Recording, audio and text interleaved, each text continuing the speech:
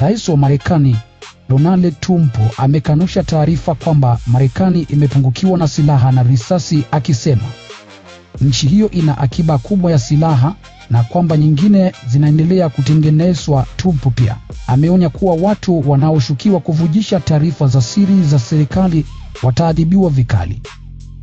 Katika ujumbe aliouchapisha kwenye Alhamisi, Trump amesema Marekani ina idadi kubwa ya silaha na risasi, hasa za aina fulani, huku akisema uzalishaji wa silaha hizo unaendelea na zinatumwa pale zinapohitajika. Trump na Wizara ya Ulinzi ya Marekani inatarajiwa kuchukua muda kufikiwa. Kwa upande mwingine, Iran imesema silaha zinazozalishwa nchini humo zinaiwezesha kukabiliana na tishio lolote. Waziri wa Ulinzi wa Iran, Majid Ibn Reza, amesema dalili za kupungua kwa uwezo wa adui zinaendelea kuonekana kila siku, huku akisisitiza kuwa majeshi ya Iran yako tayari kukabiliana na hatari yoyote.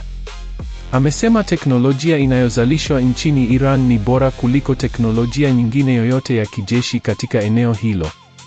Taarifa hiyo inafuatia mashambulizi makubwa ya makombora yaliyofanywa na Marekani dhidi ya Iran katika operesheni iliyopewa jina Epic Fury, pamoja na mashambulizi mengine ya kijeshi.